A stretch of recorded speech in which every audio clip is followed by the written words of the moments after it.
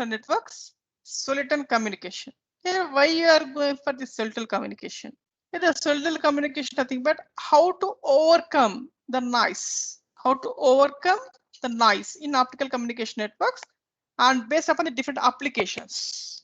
So we are taking cable TV network and metropolitan area network, access network. We are taking different types of network. We have to consider, is there a noise present? How to overcome noise? That's why we're going for this solitary communication. Here in this unit, first of all, we are discuss about basic principle. Basic principle of the solitary communication and the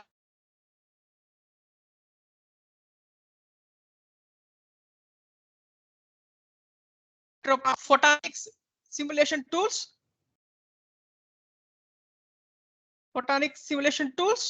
and error control coding techniques which we are used in optical communication and nonlinear effects in WDM networks. Going for the basic principle of the solitary communication. Here, what is meant by solitary communication? Here, solitary, the term solitary is used in the optical field. Nothing but which does not change a pulse or signal during propagation. It does not change the either shape or phase or whatever it may be, does not change during the propagation, whether it is come non-linear or linear effects present in the medium.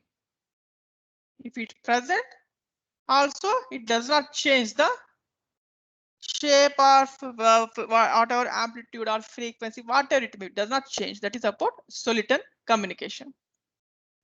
Here, solitary pulse, nothing but what is the exact shape of the original pulse. Suppose what is the representation of zeros and ones? Zeros and ones. Here, basically the noise is depends upon the bandwidth and intersymbol interference effects. Suppose we require more bandwidth, but available bandwidth is less. Nothing but so some disturbance or delay occurs. And intersymbol interference. Here intersymbol interference is nothing but merging of the pulses due to delays. This is the basically we are getting noises in optical communication networks. Here, sometimes the pulse shape can be changed. Instead of exactly rectangular pulse, the pulse can be changed due to nonlinear effects. This is due to the effect of bandwidth and some loss of the signal. There are two types of solitons, spatial and temporal solitons. First one, we are going for spatial solitons. That is, in spatial solitons, mainly depends upon diffraction. Based upon the diffraction. Already we discussed about what is meant diffraction, how the pulse shape can be changes by using this diffraction. Here, suppose we know that here the electromagnetic field, nothing but the light signal, or it may be the electrical signal, which should be in a signal, nothing but it is an electromagnetic field. This electromagnetic field can be changed by using refractive index in the medium. Suppose we are taking step index fiber and gradient index fiber. Here is step index fiber. What is the profile? Here in step index fiber, the refractive index of the core is same. But what about gradient index? The gradient index, the center, the refractive is high, and it moves to border of the core. Automatically, it can be changes. You know the profile of the step index fiber and gradient index fiber. Here the spatial solitons to overcome the drawback of diffraction, especially in the gradient index fiber.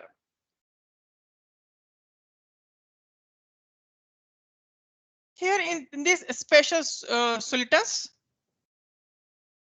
propagating mode of the guide has been created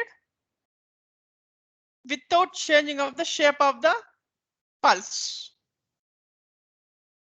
Here, to explain this spatial solitons, we have to take simple convex lens. Here, see this one. This is the convex lens. Here, the optical field approaches. That is, number of light signals are focused for the input of the convex lens, and output is point in a all light signals are pointed to one here, one point. Here, each and every light signal having phase can be changed. Then how much phase can be changed for respective all this? How much phase changes from 1 to 1? It is called the 5x. It is remembered as 5x. Here, the phase change can be expressed as the product of phase constant and width of the path. Right, then phi of x, which is equal to k0 into n into lx. What is L here? Width of the path. What is meant by k0? Is phase constant. What is meant by n here? It is depends upon refractive index.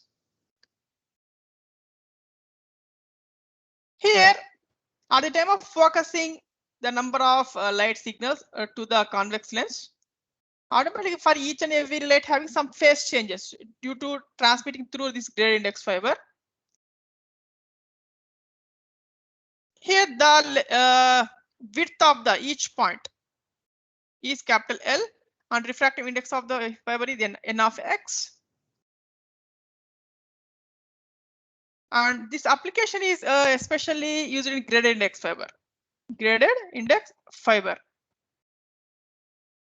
Here, see this one. Here is spatial solitons are based on the principle of Kerr effect. Here, name of the scientist is Kerr, K-E-R-R, Kerr effect. Introduce a self-phase modulation. Introduce a self-phase modulation that changes the refractive index according to the intensity. Here, the principle of the spatial solitons is defined by Kerr effect. What is Kerr effect? By using this self-phase modulation that changes the refractive index according to intensity of a light. Intensity of a light. Here, what is meant phase change? That by using self-phase modulation is phi of x, which is equal to k0 into n of x into L, which is equal to k0 into L into what is the refractive index? N plus n to I of x.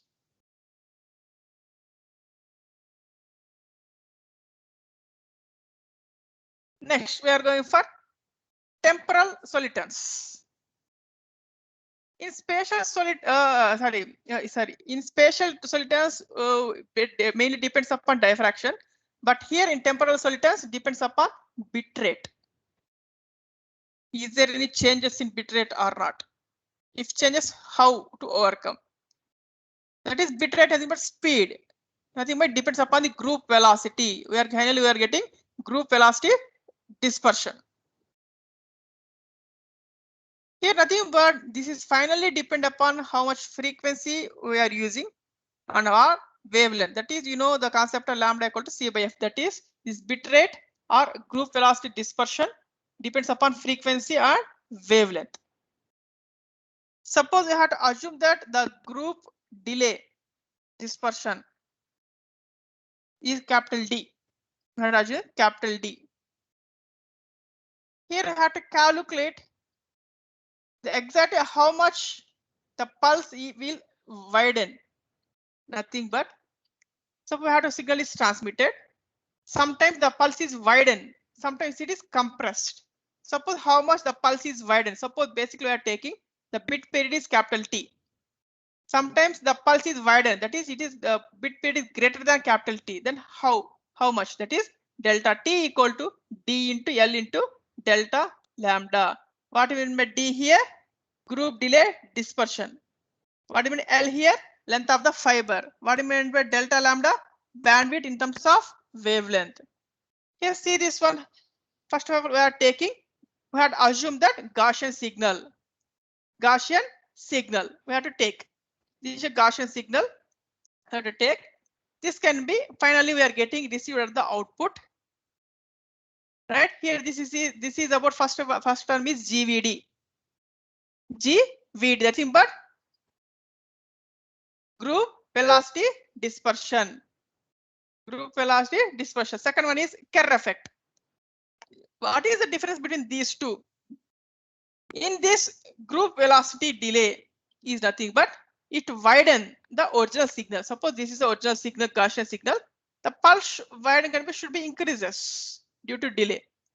But in Kerr effect, it is compressing. That is the spatial solitons, it is compressed. In this temporal solitons, it is widen the signal. Right. Here we had assumed that capital D is a delay. Here higher frequency components will propagate a little bit faster. Higher frequency components will be propagated a little bit faster than the lower frequencies, right? Whenever the high frequency is available, it is fast transmission. That's why we are using mobile communication 2G, 3G, 4G, 5G. The frequency is high for 5G compared to 2G. But 2G signal less fast compared to 5G. That's why high frequency components will propagate a little bit faster than the lower frequencies. Similarly, we are using the medium is the optical fiber. See here also same lower frequency signal. It is slow compared to high frequency signal. The overall signal will get wider. Wide signal is widened. This is the widening the pulse is called the chirped pulse. Chirped pulse. Suppose due to Kerr effect, some signal is compressed together. We are getting intersymbol interference. You see this one. The finally how the phase can be changed due to this temporal soliton is phi of t equal to omega naught of t, that is original frequency minus signal frequency kz. K is nothing but constant value and z is the signal transmit along with the z direction. This omega naught of t minus k naught in z into it is z is depends upon n plus n2 I of t. I is nothing but the current. Suppose the same expression is in the frequency domain. Then omega of t equal to del of omega phi of t minus del of t, which is equal to omega naught minus k naught into z into n2 by del of I of t by dou t. Here from this, see this one. This is the exact characteristics. We are taking x-axis is time. The y-axis we are taking both intensity and frequency. Suppose based upon the intensity, that is how much I of intensity. See this one, front of the pulse and back of the pulse. At the center, automatically the intensity should be high. The pulse intensity is high compared to starting and ending. Here from this we are taking intensity. What is the output? What is the output? That is the frequency is low from the center to front end, but from center to back end it is high compared to high. That is above figure shows the beginning of the pulse frequency is lower, at the end is higher. After propagation through ideal medium, we will get chirped pulse with no broadening because neglected dispersion. Right. This is about temporal soliton. Right. Here from this, all of these spatial and temporal solitons. Temporal solitons. What are the key points? What are the key points? Here, what is the first key point? Solitons are very narrow, high intensity, stable optical pulses. For narrow bandwidth also it works without noise, that is without diffraction, without dispersion, without ISI, without changing in the bit rate. It is stable and it is have high peak power and sometimes you get special shapes. Here at the time of during propagation, the shape of the soliton remains unchanged. And so soliton pulses are reduce the chromatic dispersions. Here chromatic dispersion is nothing but group velocity dispersion and self-phase modulation. Group velocity dispersion is nothing but temporal. Self-phase modulation is nothing but spatial. Right here, see this one, the chromatic dispersion. We are taking optical fiber here. Input is this is exactly rectangular pulse input, but we are getting output is the pulse shape can be changed. Suppose here see this one, we are transmitting two pulses. We are getting output is pulse shape change, and both two pulses are merging together. Especially this is the problems occurs in chromatic dispersion. This dispersions can be reduced by using this soliton pulses. Soliton pulses. Here what is meant by group velocity, especially group velocity, that is temporal solitons, nothing but with dispersion. This is the original pulse which used to be transmitted. After applying dispersion, the pulse broadening. Here without dispersion, whatever input we are giving, the same output we are getting. Here, the next point is criteria to be satisfied for the soliton. Criteria to be satisfied for the soliton is we require how much power required. What is the appropriate power? Whether the signal is chirped or not. That is whatever chirped, nothing but whether the pulse is broadening or not. Broadening, automatic loss. This can be reduced by soliton communication. Next, here what are the advantages of this soliton communication? Dispersions are reduced, pulse shape can be maintained, transmission speed can be increased, opens the way to ultra high speed to super highways. These are the main four advantages of go for soliton communication. But what are the disadvantages of this one? We have to maintain proper power for the critical issues. We require high power, otherwise automatically we are getting some errors. Nice. That is finally the soliton based optical fiber communication system are more suitable for long haul communication because there is very high information carrying capacity. Especially these soliton are used for long distance communications because they are carrying large data from one point to other point.